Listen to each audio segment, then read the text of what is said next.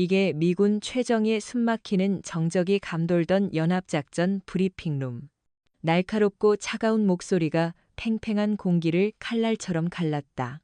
목소리의 주인은 미군 측 지휘관 자리에 앉아있던 캐서린 캣 오코넬 대위였다. 웨스트포인트를 수석으로 졸업하고 전설적인 군인 가문 출신이라는 후광을 업은 그녀는 그 존재만으로도 주위를 압도했다. 흠잡을 데 없이 각 잡힌 전투복과 얼음장처럼 차가운 푸른 눈동자, 그리고 유창하지만 칼날 같은 한국어. 그녀는 지금 스크린에 떠있는 한국군 707 특임대의 작전 계획도를 손가락으로 가리키며 노골적인 경멸을 드러내고 있었다. 실시간 위성 데이터와 열감지 드론을 이용한 동시다발적 침투가 아닌 고작 한두 명의 베테랑이 직감에 의존해 개구멍을 찾는 방식이라니. 지금이 1980년대인 줄 알았습니다. 이게 정말 대한민국 최고의 특수부대가 세운 작전 계획입니까? 그녀의 시선은 맞은편에 앉아있는 한 남자에게 향했다. 707 특임대의 작전 총괄 권도윤 원사. 그의 어깨에 달린 짬의 무게와 달리 그는 젊은 미군 여장교의 도발에 어떤 미동도 보이지 않았다. 수많은 실전에서 살아 돌아온 자만이 가질 수 있는 깊고 고요한 눈, 햇볕과 화약 연기에 그을린 구릿빛 피부와 굳게 담은 입술은 마치 조각상 같았다. 그의 전투복은 낡았지만 그의 몸은 그 어떤 최첨단 장비보다도 더 완벽하게 조율된 무기처럼 보였다. 캐서린은 권도윤의 침묵을 무능함의 증거로 확신했다. 그녀는 노트북을 돌려 스크린에 새로운 시뮬레이션 영상을 띄웠다. 수십 개의 드론이 벌떼처럼 날아올라 건물의 모든 창문과 통로를 동시에 감시하고 적외선 센서가 적들의 위치를 붉은 점으로 표시했다. 그 데이터를 기반으로 3개의 팀이 0, 1초의 오차도 없이 정확한 타이밍에 목표 지점을 타격하는 완벽하게 계산된 디지털 전쟁이었다. 보십시오. 원사님, 이게 현대전입니다. 감이나 경험 따위의 불확실한 요소는 최대한 배제하고 압도적인 정보력과 기술력으로 적을 찍어 누르는 것. 당신들의 방식처럼 대원 한 명의 목숨을 담보로 위험한 도박을 하는 게 아니란 말입니다. 브리핑룸의 한국군 장교들의 얼굴이 굳어졌다. 아무리 연합훈련이라지만 저렇게까지 동맹군을 무시하는 태도는 외교적 결례에 가까웠다. 한국 측 지휘관이 헛기침을 하며 중재에 나섰다. 오코넬 대위. 권 원사는 수많은 대테러 작전을 성공으로 이끈 베테랑입니다. 그의 판단은 존중받아야 합니다. 존중은 결과로 증명하는 겁니다. 장군님, 결과가 없다면 그건 그냥 늙은 군인의 고집일 뿐이죠. 캐서린은 한치도 물러서지 않았다. 그녀는 권도윤을 똑바로 쏘아보며 도발을 이어갔다. 어떻습니까? 원사님, 제 계획대로라면 인질 구출 성공 확률 97. 바이펜지우빠, 당신의 직감은 몇 %나 됩니까? 혹시 비가 온다는 이유로 작전을 취소하자고 할 건 아니죠? 제 센서는 빗속에서도 0, 5도의 체온 변화까지 감지할 수 있습니다. 그때까지 침묵을 지키던 권도윤이 처음으로 입을 열었다. 그의 목소리는 빗소리에 젖은 낮은 저음이었다. 기계는 사람의 절망을 감지하지 못하지. 네, 기계는 죽음을 앞둔 인질의 공포를 읽지 못하고 동료를 잃은 적의 분노를 계산하지 못한다. 그리고 오코넬 대위. 당신의 그 완벽한 기계는 지금 창밖에 내리는 비가 얼마나 차가운지, 이 비가 병사들의 체온을 얼마나 빨리 빼앗아갈지 모를 거다. 그는 자리에서 일어났다. 압도적인 피지컬에서 뿜어져 나오는 위압감의 캐서린은 순간 자신도 모르게 어깨를 움츠렸다. 권도윤은 그녀의 노트북 화면을 가리키는 대신 낡은 작전 지도 위에 손가락을 올렸다. 이 건물은 30년 된 폐병원이다. 벽 사이엔 규격에 없는 빈 공간이 많고 하수로는 거미줄처럼 얽혀 있지. 당신의 드론이 보지 못하는 사각지대다. 당신의 센서가 읽지 못하는 소음과 냄새가 있고 작전은 숫자로 하는 게 아니다. 현장의 공기로 하는 거지. 그래서 고작 정문과 후문만 살피는 구식 작전을 고수하겠다는 겁니까? 권도윤은 대답 대신 자신의 손목시계를 확인했다. 작전 개시 시간까지 30분. 그는 캐서린의 눈을 똑바로 응시했다. 그의 눈빛은 흔들림이 없었다. 마치 깊이를 알 수 없는 심해 같았다. 좋다. 그럼 이렇게 하지. 당신은 당신의 과학적인 방식으로 작전을 지휘해, 나는 내 방식대로 움직이지. 누가 먼저 인지를 구출하는지, 아니 누가 끝까지 살아남는지 보자고. 그것은 내기 제안이었다. 자존심을 건 대결. 캐서린의 입가에 차가운 미소가 번졌다. 그녀가 원하던 바였다. 구시대의 유물을 자신의 완벽한 시스템 아래 무릎 꿇릴 수 있는 절호의 기회. 좋습니다. 제 모든 것을 걸죠. 브리핑은 그렇게 끝났다. 밖으로 나오자 차가운 밤비가 쏟아지고 있었다. 칠흑 같은 어둠 속 낡은 폐병원은 거대한 괴물처럼 입을 벌리고 있었다. 캐서린의 팀은 최첨단 야간 투시경과 소음기를 장착한 소총, 그리고 손목에 찬 스마트워치로 무장했다. 모든 것이 데이터로 연결되어 있었다. 반면 권도윤의 팀은 최소한의 장비만을 챙겼다. 그는 방수포를 뒤집어 쓴 채 어둠 속으로 스며들 듯 사라지는 자신의 대원들을 바라보았다. 작전 개시. 무전기를 통해 캐서린의 자신감 넘치는 목소리가 울려 퍼졌다. 그녀의 팀이 폐병원 정문을 향해 일사불란하게 움직이기 시작했다. 그녀는 자신의 완벽한 계획이 승리를 가져다 줄 것이라 한치의 의심도 하지 않았다. 하지만 그녀는 몰랐다. 자신이 조롱했던 그 낡은 직감이 잠시 후 자신의 목숨을 구하게 될 유일한 동아줄이 될 것이라는 사실을. 영상이 마음에 드셨다면 구독과 좋아요, 그리고 댓글을 통해 여러분의 생각을 알려주세요. 바람사연 채널에 정말 큰 힘이 됩니다. 알파팀 진입. 브라보팀. 10초 후 2층 창문으로 진입. 찰리팀. 드론의 열감지 신호에 따라 후방의 적을 제압한다. 캐서린은 폐병원에서 100m 떨어진 임시 지휘 차량 안에서 모니터를 통해 전장을 지휘했다. 그녀의 손가락은 키보드 위에서 춤을 추듯 움직였고 그녀의 눈은 수십 개로 분할된 화면을 동시에 훑었다. 모든 것이 그녀의 통제하에 있었다. 빗줄기가 거셌지만 최첨단 장비들은 문제없이 작동하는 것처럼 보였다. 화면 속에서 그녀의 대원들은 한치의 오차도 없이 약속된 지점으로 이동하고 있었다. 그녀는 입가에 희미한 미소를 띄었다. 저 구석 어딘가에서 비를 맞으며 진흙탕을 기고 있을 권도윤 원사를 떠올렸다. 아마 지금쯤이면 자신의 방식이 얼마나 무모했는지 깨닫고 있으리라. 브라보팀. 2층 창문 확보. 적 저항 없음. 찰리팀. 후방 접근 완료. 열감지 신호 대기 중. 순조로웠다. 너무나도 순조로웠다. 하지만 바로 그 점이 이상했다. 마치 잘 짜인 각본처럼 적들은 그들의 예상을 한치도 벗어나지 않고 있었다. 캐서린의 미간에 미세한 주름이 잡혔다. 데이터는 완벽했지만 전장의 공기는 기묘하게 고요했다. 그때였다. 치지직 캡틴 센서의 오류가. 브라보 팀장의 다급한 목소리가 무전기를 통해 터져나왔다. 화면 한쪽이 붉은 경고 메시지로 번쩍였다. 건물 내부의 열 감지 센서 신호가 갑자기 뒤엉키기 시작했다. 마치 수십 개의 열원이 동시에 나타났다가 사라지는 것처럼 화면 속 붉은 점들이 미친 듯이 춤을 췄다. 오류가 아니다. 이건 교란이다. 캐서린이 소리쳤다. 누군가 의도적으로 열 감지 시스템을 방해하고 있었다. 낡은 폐병원의 난방 파이프가 바로 그 원인이었다. 적들은 낡은 증기 파이프 밸브를 열어 뜨거운 수증기를 건물 전체에 퍼뜨려 열 감지 센서를 무용지물로 만들었던 것이다. 권도윤이 말했던 현장의 공기가 바로 이런 것이었을까? 데이터로는 계산할 수 없는 변수. 젠장 알파팀. 계획 변경 유관으로 수색하라. 브라보. 찰리. 어머의 캐서린이 다급하게 명령을 내렸지만 이미 늦었다.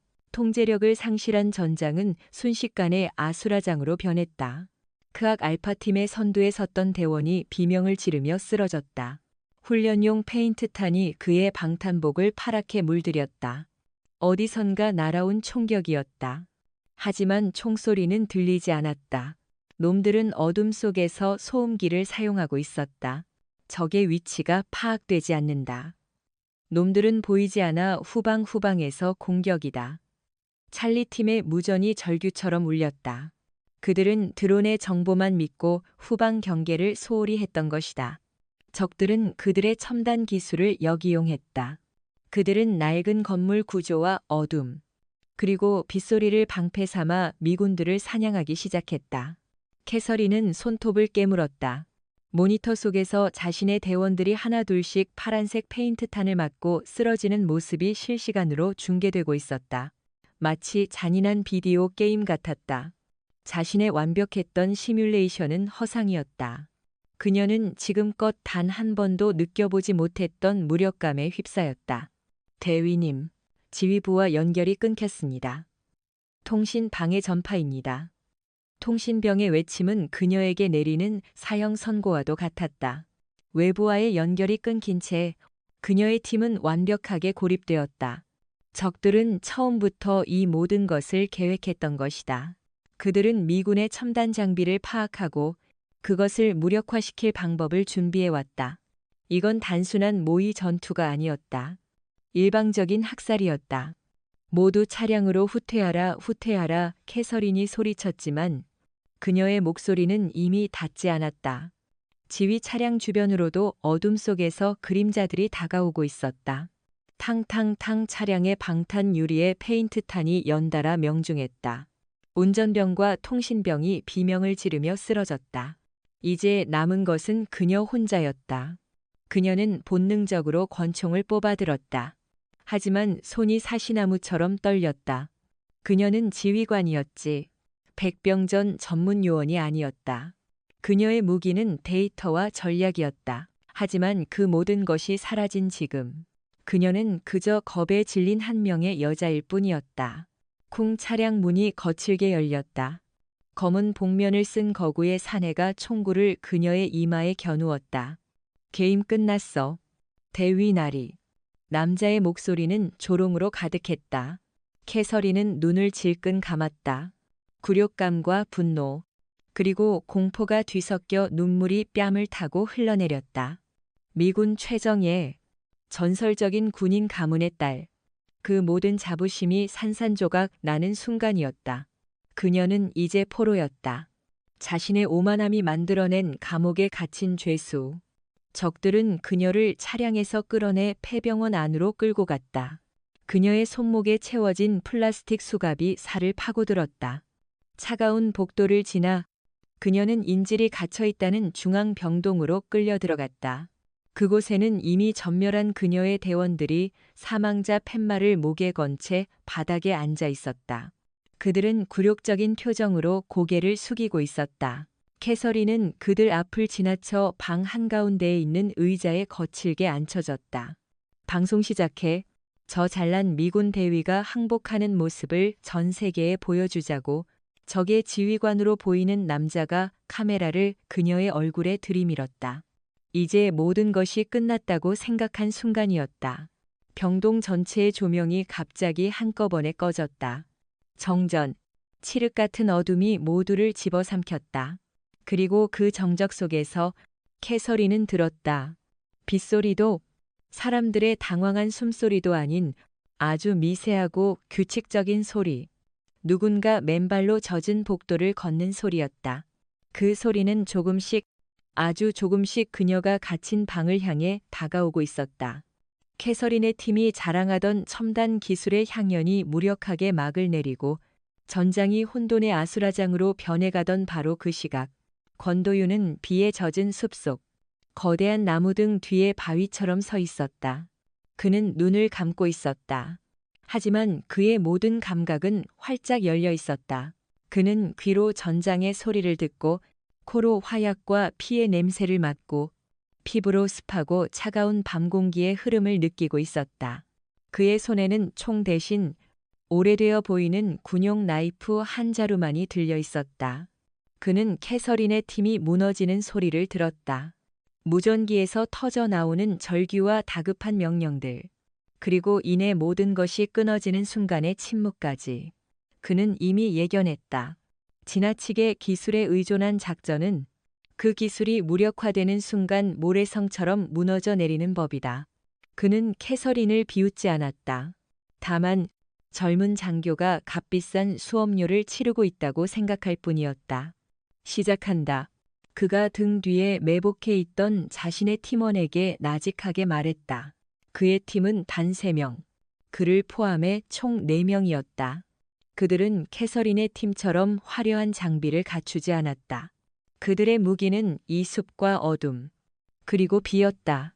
권도윤은 손짓으로 신호를 보냈다.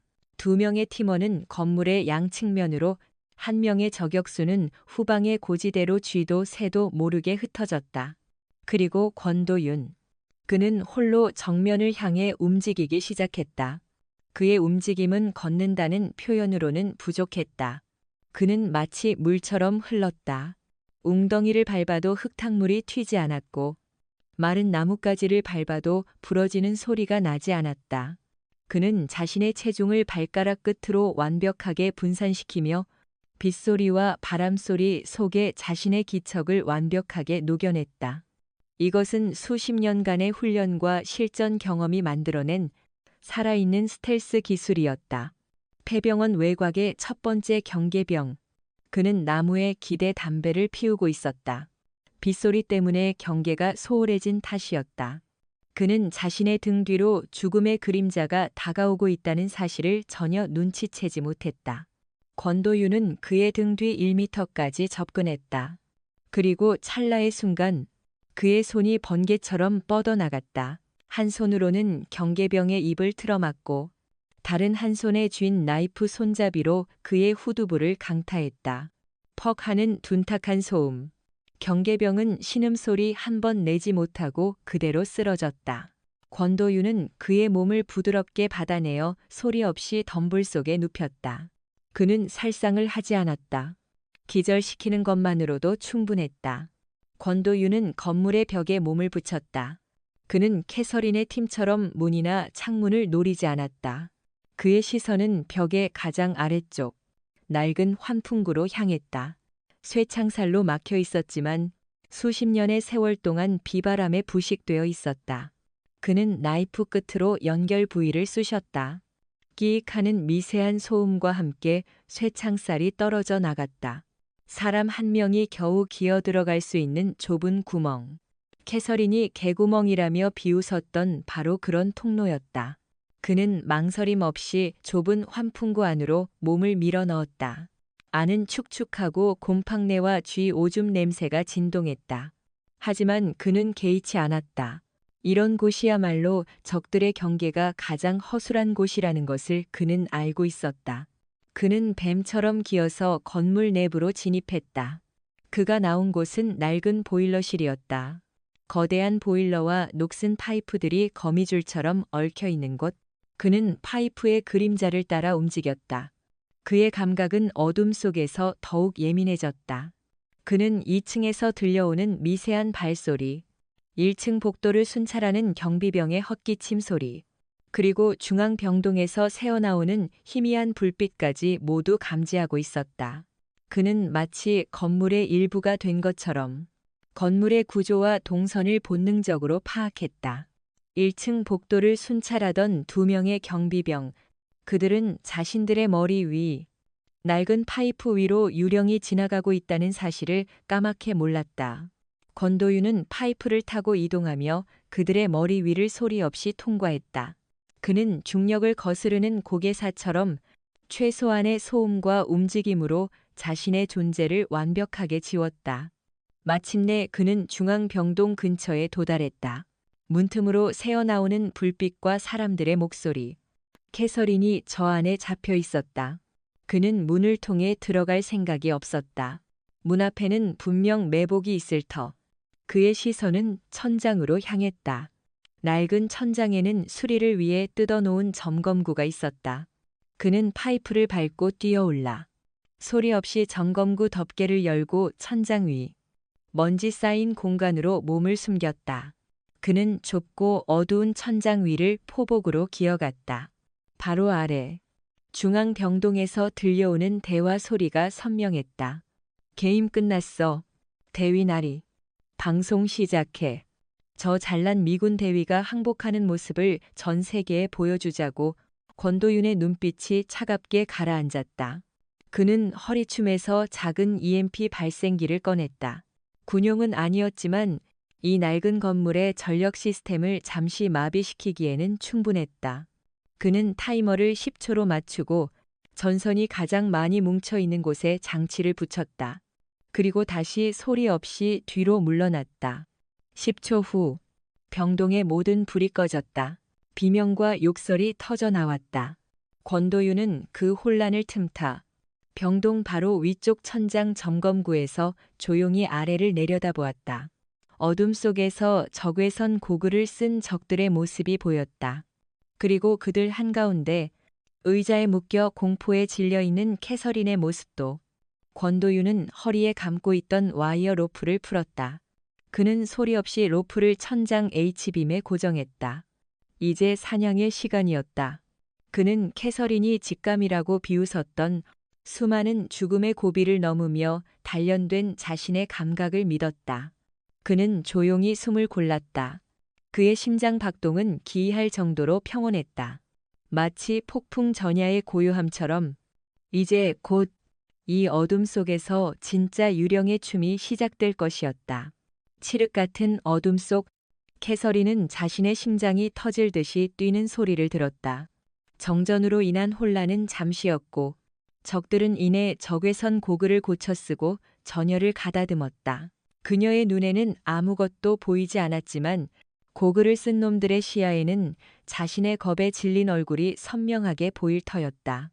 굴욕감에 입술이 바싹 말라왔다. 뭐야, 누가 장난치는 거야? 전력 시스템이 낡아서 그런가? 비상전력 켜적의 지휘관이 소리쳤다. 하지만 비상전력은 들어오지 않았다. 권도윤이 설치한 EMP가 단순히 전력을 차단한 것이 아니라 제어 시스템 자체를 일시적으로 태워버렸기 때문이다. 그들이 어둠 속에서 허둥대는 바로 그 순간 캐서린은 보았다. 아니, 느꼈다. 천장에서 무언가 소리 없이 내려오고 있었다. 검은 밧줄에 매달린 검은 그림자. 그것은 사람이 아니라 마치 거대한 거미가 줄을 타고 내려오는 것처럼 소음도 기척도 없었다. 그림자는 가장 가까이 있던 적의 등 뒤로 사뿐히 내려앉았다. 발이 바닥에 닿는 순간에도 먼지 하나 잃지 않았다. 캐서린은 숨을 멈췄다. 권도윤이었다. 그녀의 눈에는 어둠뿐이었지만 그녀의 뇌는 상상만으로도 그 광경을 생생하게 그려내고 있었다. 권도윤의 손이 적의 목을 뒤에서 감쌌다. 우두둑. 뼈가 부러지는 소름 끼치는 소리가 어둠 속에서 희미하게 울렸다. 적은 비명 한 번 지르지 못하고 그대로 축 늘어졌다. 권도윤은 쓰러지는 시체를 부드럽게 받아내어 소리 없이 바닥에 눕혔다. 마치 잠든 아이를 다루듯 조심스러운 동작이었다. 야, 마이클 어디 갔어? 동료가 사라진 것을 눈치챈 다른 적이 고개를 돌렸다. 하지만 그가 본 것은 허공을 가르는 권도윤의 군화뿐이었다. 퍽, 군화 앞굽이 남자의 관자놀이를 정확하게 가격했다. 둔탁한 충격음과 함께 거구의 사내가 옆으로 쓰러졌다. 이 모든 것이 5초도 안 되는 사이에 일어났다. 캐서린은 입을 틀어막았다. 비명을 지르고 싶었지만 목소리가 나오지 않았다. 이것은 싸움이 아니었다. 일방적인 사냥. 아니, 예술에 가까운 파괴 행위였다. 그녀가 시뮬레이션으로 수백 번을 돌려봤던 그 어떤 전투보다도 더 효율적이고 더 잔혹하고 더 완벽했다. 데이터로는 절대 흉내낼 수 없는 살아있는 생명체가 만들어내는 죽음의 무도였다. 저쪽이다. 불빛 한 놈이 총구에 달린 전술 라이트를 켰다. 강렬한 빗줄기가 어둠을 가르며 권도윤을 비췄다. 하지만 권도윤은 이미 그 자리에 없었다. 그는 빛을 피해 병실 침대 밑으로 미끄러져 들어간 후였다. 빛은 그의 잔상만을 비추고 있었다. 빌어먹을 유령인가 적들은 빛에 의존해 좁은 공간으로 모여들었다. 바로 권도윤이 원하던 그림이었다. 그는 침대 밑에서 굴러나와 놈들의 다리를 향해 나이프를 휘둘렀다. 크악 내 다리 놈들이 비명을 지르며 쓰러졌다. 그는 아킬레스건을 노렸다. 죽이지는 않지만 확실하게 무력화시키는 급소. 방안은 순식간에 아비규환이 되었다. 넘어진 놈들 위로 권도윤이 덮쳤다. 그는 한 손으로 한 놈의 총구를 잡고 비틀어 다른 놈을 향하게 했다. 탕훈련용 페인트탄이 터지며 동료의 가슴을 파랗게 물들였다. 그는 적의 무기를 이용해 적을 제압하고 있었다. 마지막 남은 놈은 지휘관이었다. 그는 공포에 질려 캐서린을 인질로 잡으려 했다. 그가 캐서린의 머리채를 잡으려는 순간 권도윤이 링거 거치대를 집어던졌다. 쇠파이프가 회전하며 날아가 지휘관의 손목을 강타했다. 쨍그랑 권총이 바닥에 떨어졌다. 내 놈은 대체 정체가 뭐야? 지휘관이 고통에 찬 목소리로 외쳤다. 권도윤은 대답 대신 그의 앞으로 성큼성큼 다가갔다. 어둠 속에서 그의 눈빛만이 형형하게 빛나고 있었다. 그는 지휘관의 멱살을 잡고 들어 올렸다. 그리고 다른 손으로 그의 복부를 가격했다. 퍽 공기가 빠져나가는 소리와 함께 지휘관의 몸이 새우처럼 구부러졌다. 모든 것이 끝났다. 방 안에는 권도윤과 캐서린, 그리고 바닥에 쓰러져 신음하는 적들뿐이었다. 권도윤은 거친 숨을 몰아쉬었다. 그의 온몸은 땀으로 젖어 있었지만 단 한 방울의 피도 묻어 있지 않았다. 그는 단 한 명도 죽이지 않았다. 그는 캐서린에게 다가왔다. 그리고 아무 말 없이 그녀의 손목을 묶고 있던 플라스틱 수갑을 나이프로 가볍게 끊어냈다. 캐서린은 아무 말도 할 수 없었다. 그녀는 그저 멍하니 그의 얼굴을 바라볼 뿐이었다. 자신이 구식이라고 비과학적이라고 조롱했던 바로 그 남자. 그 남자가 방금 자신을 지옥에서 구해냈다. 자신의 완벽한 시스템이 처참하게 무너진 바로 그곳에서 그는 홀로 모든 것을 끝내버렸다. 권도윤은 그녀의 시선을 피하며 창밖을 확인했다. 그리고 무심하게 한마디 던졌다. 간다. 그 짧은 한마디. 그 어떤 긴 설명보다도 더 강력한 무게로 캐서린의 심장을 내리쳤다. 그녀는 비틀거리며 자리에서 일어났다. 바닥에 널브러진 시체들 모이과 부서진 장비들. 그리고 그 한가운데에 서 있는 권도윤의 뒷모습. 그 뒷모습은 그녀가 평생 잊지 못할 경외와 공포. 그리고 이름 모를 뜨거운 감정이 뒤섞인 강렬한 이미지로 그녀의 뇌리에 각인되었다. 그녀는 말문이 막혔다. 그리고 깨달았다. 진짜 전쟁은 지금부터 시작이라는 것을. 정신 차려. 따라와. 권도윤의 낮은 목소리가 캐서린의 귓가를 파고들었다. 그녀는 홀린 듯이 그의 뒤를 따랐다. 복도는 여전히 어두웠고 멀리서 들려오는 사이렌 소리가 훈련이 곧 끝날 것임을 알리고 있었다. 하지만 캐서린에게는 그 모든 것이 비현실적으로 느껴졌다. 그녀의 머릿속은 온통 방금 전의 광경으로 가득 차 있었다. 잔혹할 정도로 효율적인 그의 움직임. 소리 없이 적을 무력화시키던 기술. 그리고 그 모든 것을 끝낸 뒤에도 흔들림 없던 그의 눈빛. 그녀는 자신이 지금껏 쌓아온 모든 지식과 경험이 한순간에 무너져 내리는 것을 느꼈다. 두 사람은 건물의 후문을 향해 은밀하게 이동했다. 권도윤은 여전히 한치의 경계도 늦추지 않았다. 그는 모퉁이를 돌 때마다 거울 조각으로 주위를 살폈고 그의 발걸음은 고양이처럼 소리가 없었다. 캐서린은 그의 등만 보고 따라가는 것만으로도 벅찼다. 이제 거의 다 왔다. 저 문만 통과하면. 권도윤이 속삭이며 후문 쪽을 가리키는 순간이었다. 쾅, 건물이 통째로 울리는 듯한 거대한 폭음이 터져 나왔다. 훈련에서 사용되는 소음탄 따위와는 차원이 다른 진짜 폭발이었다. 두 사람의 몸이 충격파에 휩쓸려 복도 바닥으로 나뒹굴었다. 의설이는 귀가 먹먹해지는 이명과 함께 정신을 차렸다. 매캐한 화약 냄새가 코를 찔렀다. 복도 끝. 그들이 막 빠져나가려던 후문 쪽 벽이 완전히 무너져 내리고 시뻘건 화염과 검은 연기가 솟구치고 있었다. 이건 훈련이 아니야. 권도윤이 무너진 벽 너머를 보며 나직하게 읊조렸다. 그의 얼굴에서 처음으로 평정심이 사라지고 맹수와 같은 살기가 피어올랐다. 캐서린도 공포에 질려 그쪽을 바라보았다. 무너진 벽 너머로 검은색 전술 복장에 방탄 헬멧을 쓴 무장 괴한들이 모습을 드러내고 있었다.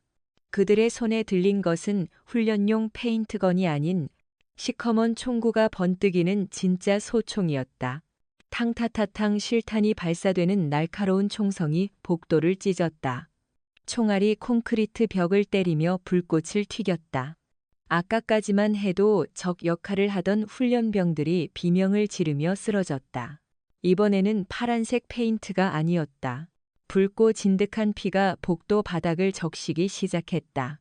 빌어먹을 실제 상황이다. 모두 엎드려 권도윤이 캐서린을 잡아 끌어 기둥 뒤로 몸을 숨겼다.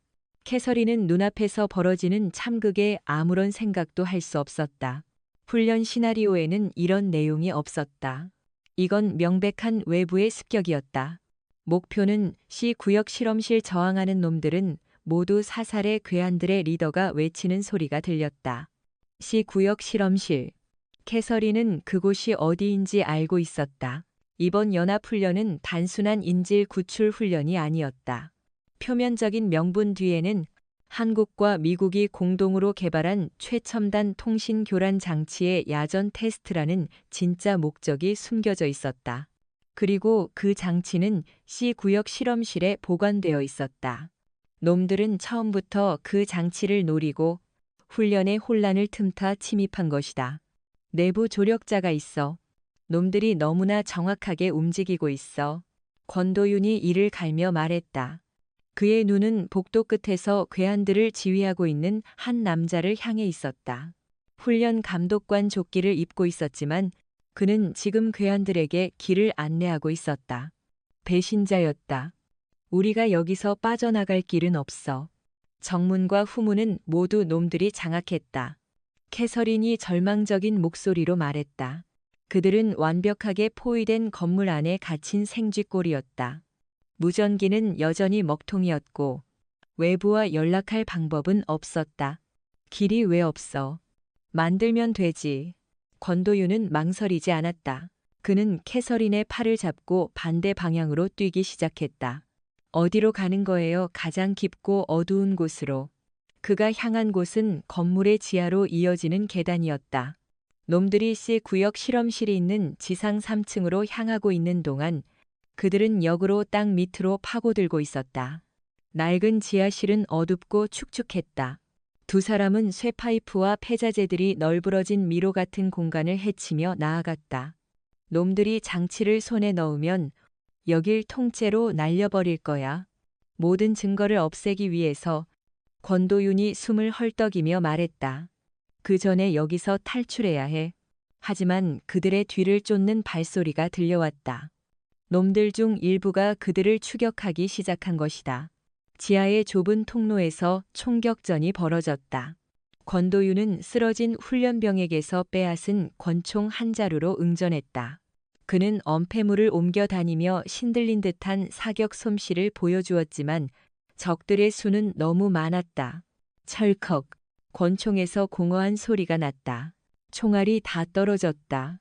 젠장 사방에서 총구가 그들을 향해 불을 뿜었다. 피할 곳이 없었다.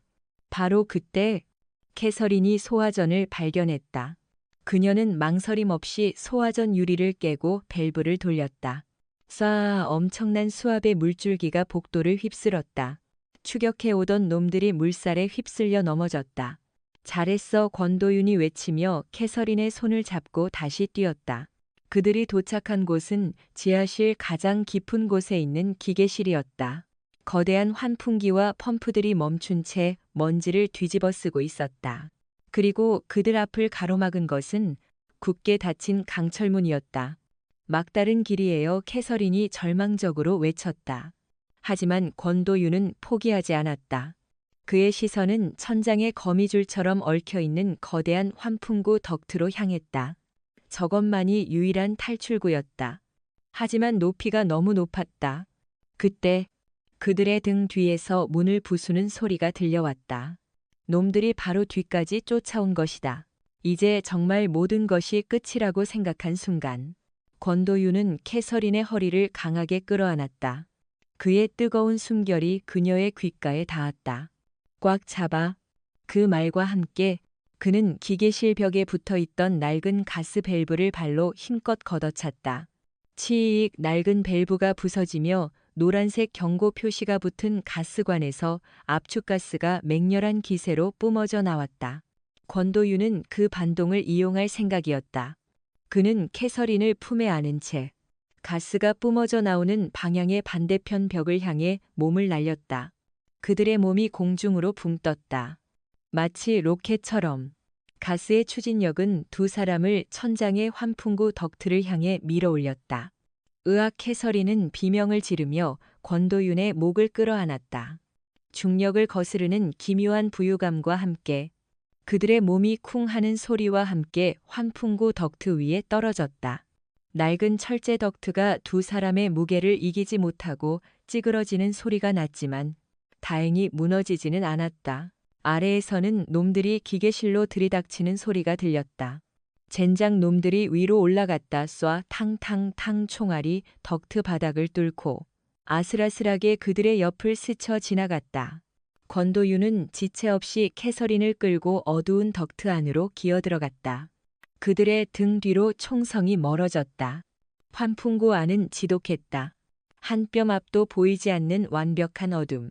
수십 년 묵은 먼지가 폐를 찔렀고 간간히 죽은 쥐의 사체가 발에 채였다. 공간은 성인 남성 한 명이 겨우 기어갈 수 있을 정도로 비좁았다. 캐서린은 태어나서 처음으로 겪는 폐소공포증에 숨이 막힐 것 같았다. 그녀는 바로 앞에서 기어가는 권도윤의 군화 뒷꿈만 보고 필사적으로 따라갔다. 괜찮아 앞에서 권도윤의 낮은 목소리가 들려왔다. 그는 멈춰 서서 뒤를 돌아보았다. 어둠 속에서도 그의 눈빛이 느껴지는 듯했다. 숨을 못 쉬겠어요. 너무 좁고 무서워요. 캐서린의 목소리가 가늘게 떨렸다. 그녀의 강인했던 모습은 온데간데 없었다. 권도윤은 아무 말 없이 손을 뒤로 뻗었다. 그의 크고 거친 손이 어둠 속에서 그녀의 손을 찾아 단단히 움켜쥐었다. 내 손 잡아. 그리고 내 숨소리에 맞춰서 숨 쉬어. 하나, 둘. 그의 손은 투박했지만 이상할 정도로 따뜻하고 든든했다. 캐서린은 그의 손을 잡고 그의 규칙적인 숨소리에 집중했다. 신기하게도 미친 듯이 날뛰던 심장이 조금씩 진정되기 시작했다. 좁고 어두운 공간이 더 이상 공포스럽지 않았다. 그의 존재 자체가 이 어둠 속의 유일한 빛이자 구원이었다. 얼마나 기어갔을까? 그들은 작은 수직 통로에 도달했다. 아래로 내려가는 사다리가 있었지만 중간이 끊겨 있었다. 약 5m 정도의 높이. 뛰어내리기에는 너무 높고 위험했다. 어떡하죠? 내가 먼저 내려간다. 당신은 여기서 기다려. 권도윤은 망설임 없이 끊어진 사다리 끝을 잡고 벽을 발로 지탱하며 능숙하게 아래로 미끄러져 내려갔다. 쿵 하는 소리와 함께 그가 바닥에 착지했다. 이제 뛰어내려. 내가 받아줄 테니까. 그가 어둠 속에서 그녀를 올려다보며 말했다. 캐서린은 아래를 내려다보았다. 칠흑 같은 어둠 속에서는 그의 모습이 보이지 않았다. 오직 그의 목소리만 들려올 뿐이었다. 그녀는 두려웠다. 하지만 그를 믿는 수밖에 없었다. 그녀는 눈을 질끈 감고 몸을 날렸다. 허공에 떠있던 몸이 단단하고 뜨거운 무언가에 의해 안전하게 받아졌다. 권도윤의 품이었다. 그는 그녀의 무게를 조금도 힘든 기색 없이 받아내었다. 그녀의 얼굴이 그의 단단한 가슴팍에 묻혔다. 화약 냄새와 땀 냄새가 훅 끼쳐왔지만 역겹지 않았다. 오히려 심장이 미친 듯이 뛰었다. 고마워요. 그녀가 더듬거리며 그의 품에서 벗어나려 할 때였다. 철컥. 그들이 내려온 수직 통로 위쪽에서 쇠창살이 내려오는 소리가 났다. 놈들이 환풍구 시스템을 원격으로 조종해 그들의 퇴로를 막아버린 것이다. 그리고 동시에 그들이 있는 공간의 모든 문이 잠기는 소리가 들려왔다. 함정이다. 우릴 이쪽으로 유인한 거야. 권도윤이 욕설을 내뱉었다. 그들이 갇힌 곳은 지하 2층의 폐쇄된 병동이었다. 모든 창문은 쇠창살로 막혀 있었고 유일한 출입구인 강철문은 밖에서 단단히 잠겨 있었다. 그들은 완벽한 독 안에 든 쥐가 되었다. 이제 어떡하죠? 정말 끝인가요? 캐서린의 목소리에는 절망이 가득했다. 그때 복도 끝 스피커에서 치지직 하는 소음과 함께 목소리가 흘러나왔다. 배신자의 목소리였다. 권도윤 원사, 그리고 오코넬 대위. 내 목소리 들리나 너희는 이제 완벽하게 갇혔다. 하지만 살 수 있는 기회를 주지. C구역 실험실의 보안 코드를 넘겨라. 오코넬 대위. 그럼 목숨은 살려주겠다. 캐서린은 입술을 깨물었다. 보안 코드는 오직 그녀의 머릿속에만 있었다. 그것은 단순한 숫자가 아니었다. 연합군의 중요한 군사 기밀이었다. 헛소리 마. 우린 절대 항복 안 해. 권도윤이 스피커를 향해 소리쳤다. 그래 그럼 서서히 굶어 죽든가. 아니면 좀 더 재미있는 방법을 써볼까? 그 말과 함께 복도 천장의 스프링클러에서 물이 쏟아져 나오기 시작했다. 하지만 그것은 그냥 물이 아니었다. 차갑다 못해 살을 애는 듯한 얼음물이었다. 수위는 빠르게 차올랐다. 이대로라면 몇 시간 안에 이 공간은 거대한 수조가 될 것이고 그들은 저체온증으로 죽게 될 터였다. 선택해. 대위. 국가냐? 아니면 내 목숨이냐? 배신자의 조롱 섞인 목소리가 울려 퍼지는 가운데 차가운 물이 그들의 발목을 적셔오기 시작했다. 권도윤은 캐서린을 끌고 복도 끝에 있는 작은 병실로 들어갔다. 그곳이 이 복도에서 가장 지대가 높은 곳이었다. 그는 문을 닫고 침대 시트와 옷가지로 문틈을 막아 물이 들어오는 속도를 늦췄다. 하지만 그것도 임시방편일 뿐이었다. 차가운 물은 계속해서 차올랐다. 그들의 무릎, 그리고 허리까지. 캐서린은 추위에 온몸을 부들부들 떨었다. 이가 딱딱 부딪히는 소리가 났다. 권도윤은 그런 그녀를 말차 바라보았다.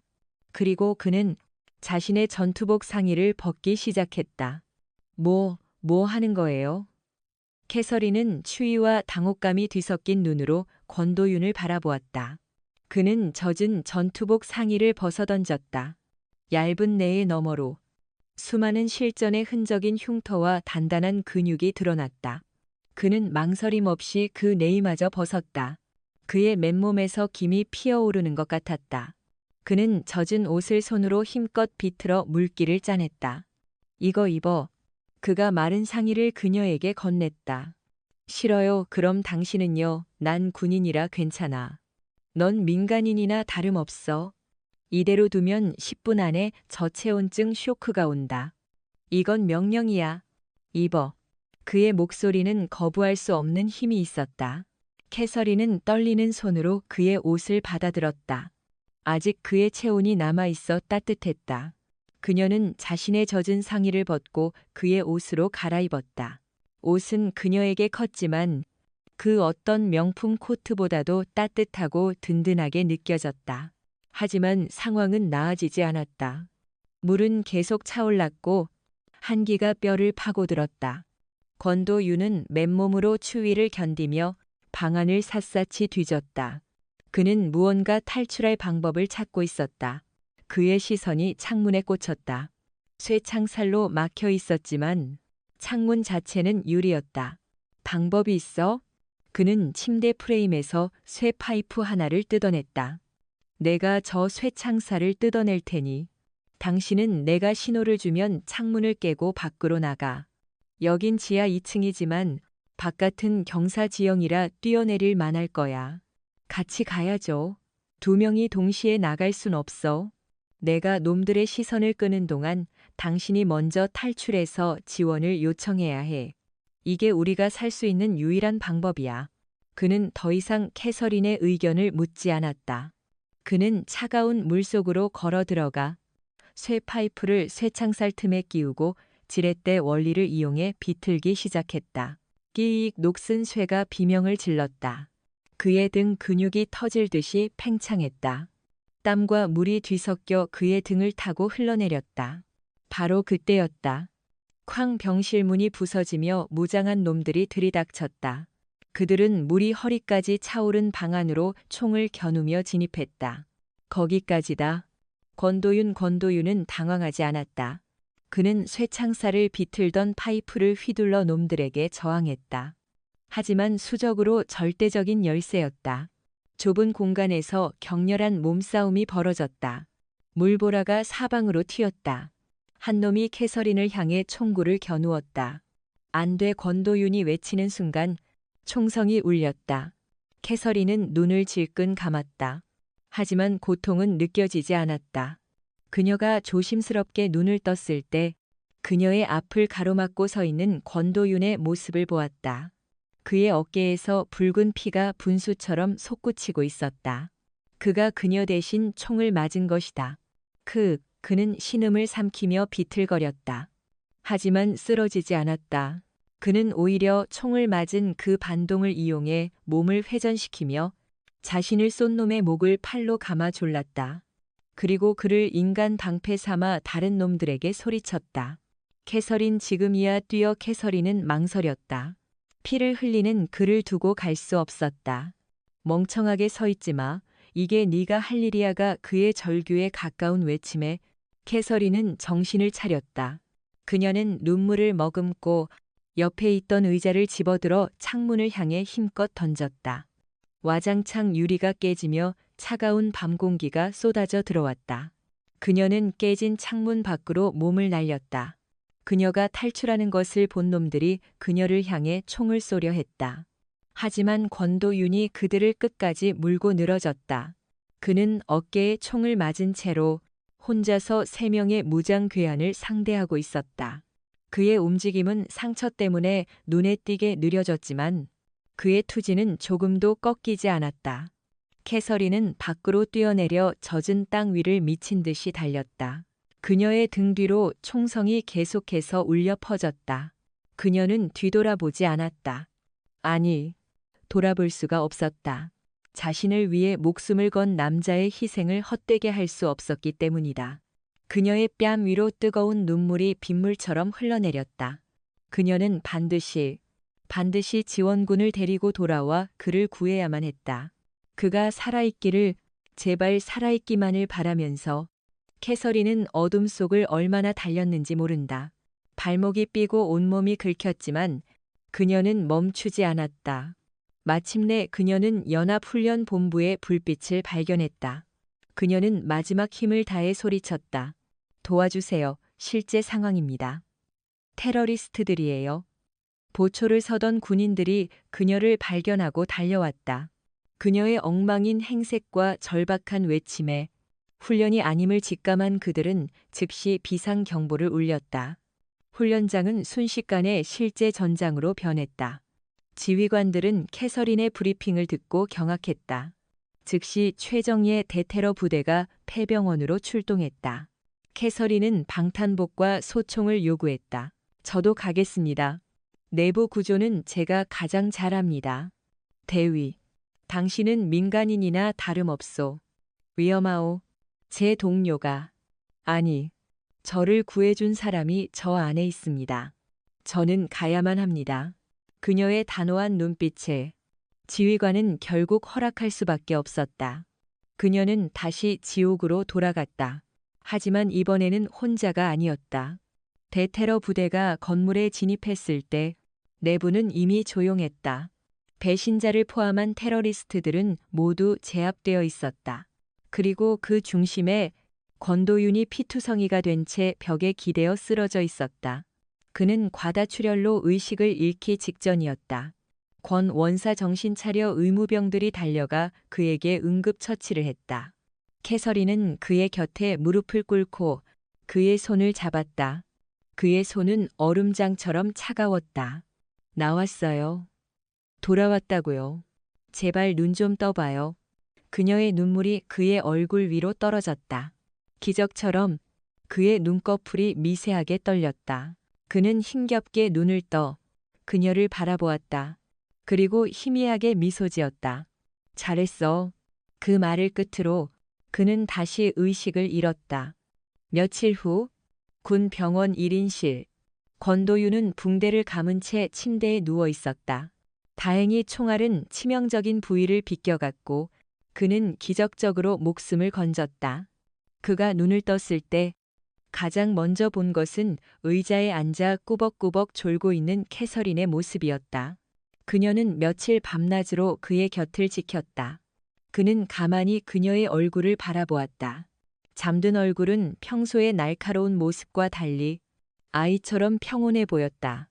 그는 자신도 모르게 손을 뻗어 그녀의 뺨에 흘러내린 머리카락을 쓸어 넘겨주었다. 그 손길에 캐서린이 잠에서 깼다. 깨어났군요. 그녀의 얼굴에 화색이 돌았다. 얼마나 잔 거지 사흘이요.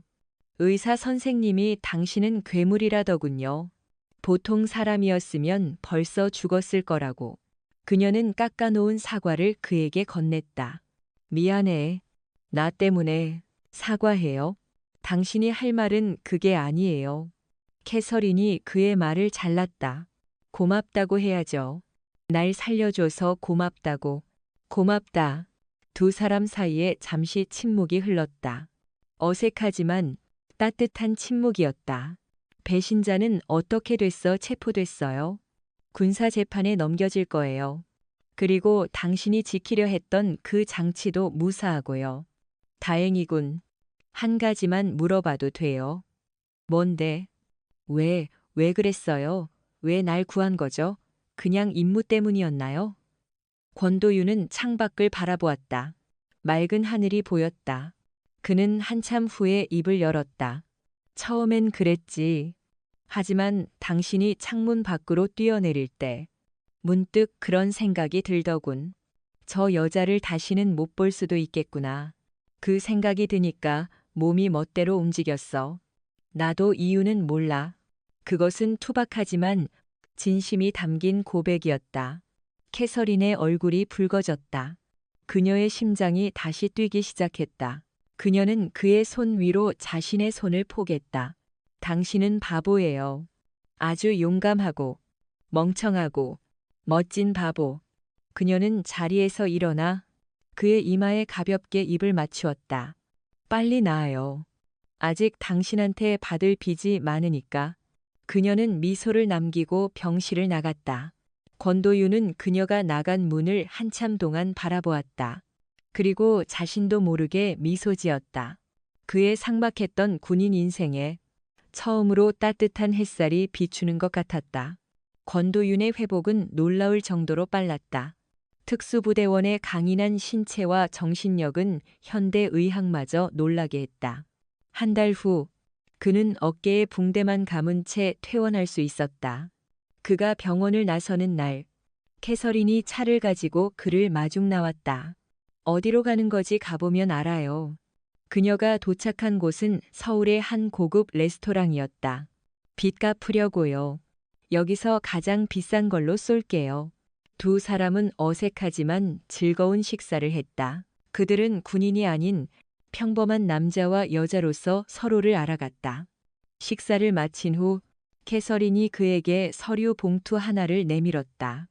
이건 뭐지? 병원비 청구서인가? 열어보세요. 봉투 안에는 워싱턴 D.C.로 가는 비행기 표 2장과 미 국방부에서 발행한 공식 문서가 들어있었다. 한미연합 대테러 특수팀 창설안입니다. 그리고 당신을 그 팀의 교관으로 공식 초빙한다는 내용이고요. 권도윤의 눈이 커졌다. 내가 교관을 이번 사건을 계기로 양국은 기술만으로는 부족하다는 걸 깨달았어요. 당신 같은 진짜 군인의 경험과 전술이 필요해요. 미군 최정예 요원들에게 당신의 직감을 가르쳐 주세요. 물론 저도 당신의 첫 번째 제자가 될 거고요. 그것은 파격적인 제안이었다. 그에게 새로운 인생을 시작할 기회를 주는 것이었다. 왜 나지? 나보다 훌륭한 군인들은 많아. 나에겐 당신뿐이니까요. 캐서린의 푸른 눈동자가 그를 똑바로 응시했다. 그 눈 속에는 더 이상 오만함이나 경멸이 없었다. 오직 존경과 신뢰, 그리고 그 이상의 감정이 담겨 있었다. 같이 가요. 미국으로. 그리고 처음부터 다시 시작해요. 이번엔 동료로서, 파트너로서. 그리고 그녀는 말을 잇지 못하고 얼굴을 붉혔다. 권도윤은 잠시 말이 없었다. 그는 자신의 거친 손과 그 위에 놓인 비행기 표를 번갈아 내려다보았다. 그는 평생을 조국을 위해 싸워왔다.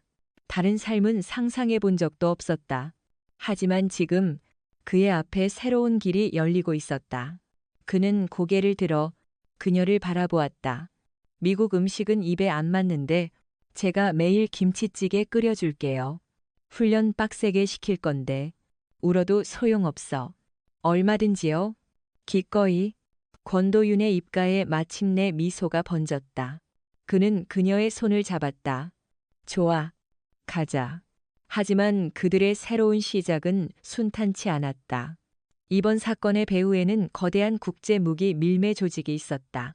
그들은 자신들의 계획을 망친 권도윤과 모든 비밀을 알고 있는 캐서린을 제거하기 위해 마지막 발악을 준비하고 있었다. 두 사람이 레스토랑을 나서는 순간 검은색 세단 여러 대가 그들을 둘러쌌다. 차에서 내린 것은 중무장한 킬러들이었다. 이런 환영 인사가 너무 격한데 권도윤이 쓴웃음을 지었다. 오늘이 우리의 첫 번째 합동 작전이 되겠네요. 교관님, 캐서린도 지지 않고 권총을 뽑아들었다. 이제 그녀는 더 이상 겁에 질린 인질이 아니었다. 그의 곁에서 그녀는 누구보다 강인한 전사가 되어 있었다. 준비됐나? 훈련병 언제든지요. 쓸. 서울의 밤거리 한복판에서 두 사람의 마지막이자 첫 번째 전투가 시작되었다. 이번에는 모의가 아니었다. 서로의 등을 맡긴 채 그들은 자신들의 미래를 위해 싸워야만 했다. 서울 도심의 총격전은 짧고 격렬했다. 권도윤과 캐서린은 더 이상 혼자가 아니었다. 그들의 등 뒤에는 대한민국과 미국의 최정예 부대라는 든든한 지원군이 있었다.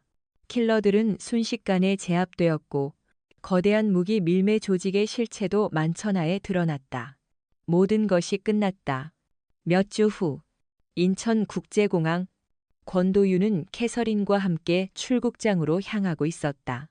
그는 낡은 군복 대신 깔끔한 사복 차림이었다. 조금은 어색해 보였지만 그의 옆에 선 캐서린 덕분에 그의 얼굴에는 미소가 가득했다. 정말 가는군요. 원사님. 그를 배웅하러 나온 한국 측 지휘관이 아쉬운 표정으로 악수를 청했다. 조국은 언제나 당신을 기억할 겁니다. 감사합니다. 장군님, 몸 건강히 다녀오겠습니다. 권도윤은 짧게 경례를 붙였다. 그의 군인으로서의 삶은 여기서 끝이 났다. 하지만 그의 새로운 인생이 이제 막 시작되고 있었다. 비행기에 오른 두 사람은 나란히 창가에 앉았다. 비행기가 서서히 이륙하며 서울의 야경이 발 아래로 펼쳐졌다. 기분이 어때요? 캐서린이 물었다. 이상하군. 평생을 지켜온 곳을 떠나는데 슬프기보다는 설레. 그는 창밖을 바라보며 말했다. 그의 시선은 그녀에게로 향했다. 당신 때문인가 봐. 캐서린은 그의 어깨에 머리를 기댔다. 앞으로 많이 싸울 거예요. 전 고집 세고 당신은 꽉 막혔으니까. 알아? 그래도 괜찮아. 왜요? 우린 서로를 구했으니까. 그거면 충분해. 그는 그녀의 손을 잡았다. 두 개의 다른 나라, 다른 문화권에서 살아온 남녀의 손이 하나로 겹쳐졌다. 그 어떤 최첨단 무기보다도 강하고 그 어떤 데이터보다도 정확한 서로에 대한 신뢰와 사랑이었다. 비행기는 밤하늘을 가르며 서쪽으로 향했다. 그들의 앞날에는 또 어떤 위험과 시련이 기다리고 있을지 아무도 몰랐다. 하지만 한 가지는 확실했다. 그들은 이제 혼자가 아니라는 것. 서로의 등을 지켜주며 그들은 어떤 어려움도 함께 헤쳐나갈 것이다. 직감을 믿었던 아날로그 군인과 데이터를 신봉했던 디지털 군인.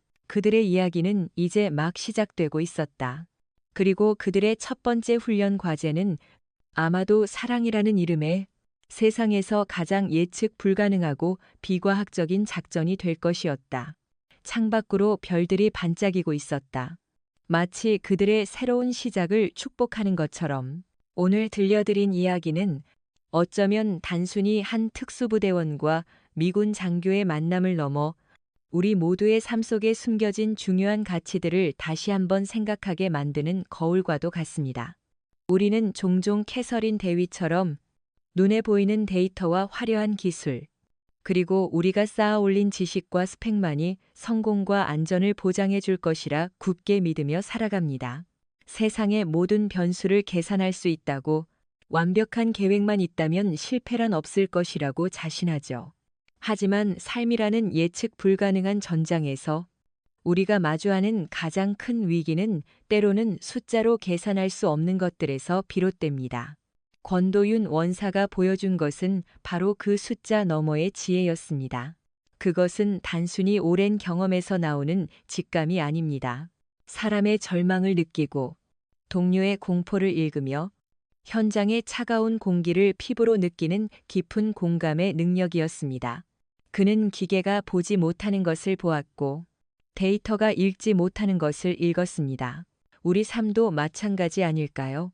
우리는 성공을 위해 앞만 보고 달리느라 내 옆에서 힘들어하는 동료의 지친 숨소리를, 나를 걱정하는 가족의 불안한 눈빛을, 그리고 무엇보다 나 자신의 마음이 보내는 고통의 신호를 놓치고 있지는 않은지 돌아봐야 합니다. 때로는 가장 완벽해 보이는 계획보다 따뜻한 손 한 번, 진심 어린 눈빛 하나가 더 큰 힘을 발휘할 수 있습니다.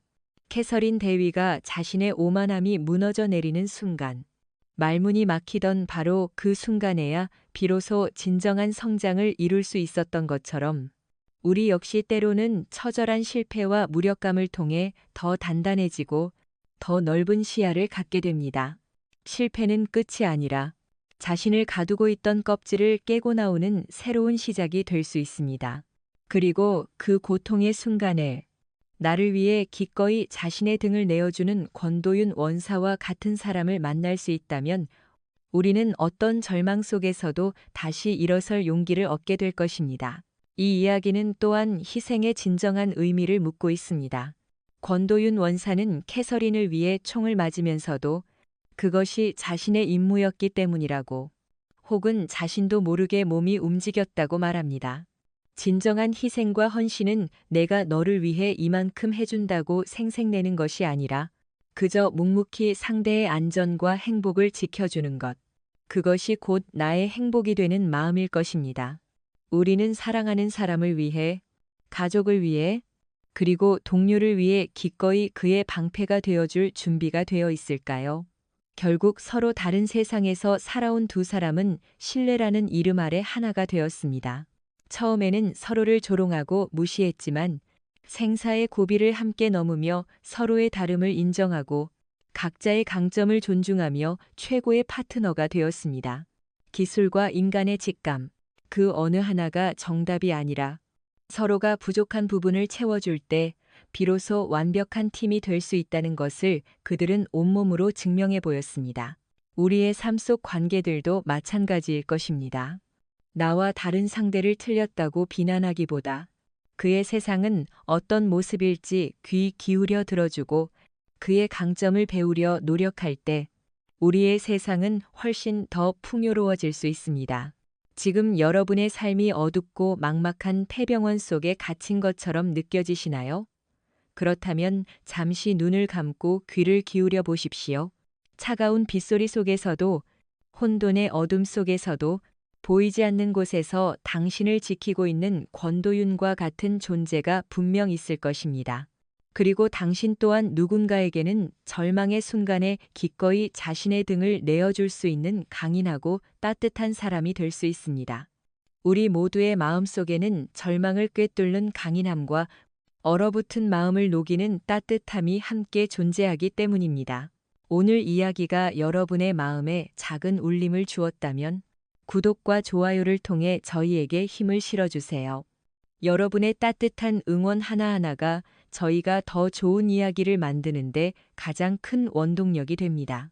또한 댓글을 통해 여러분의 생각과 삶의 이야기를 나눠주시면 저희가 한 걸음 더 여러분 곁으로 다가갈 수 있을 것 같습니다. 본 영상에 등장하는 모든 인물, 사건, 단체 및 배경은 실제와 아무런 관련이 없는 허구임을 밝힙니다. 이 이야기는 오직 교육적 및 오락적 목적으로 창작되었으며 특정 개인이나 집단을 비방하거나 옹호할 의도가 전혀 없습니다. 이야기의 내용에 대한 해석은 시청자 개인의 몫이며 제작 채널은 이로 인해 발생하는 어떠한 문제에 대해서도 법적 책임을 지지 않습니다.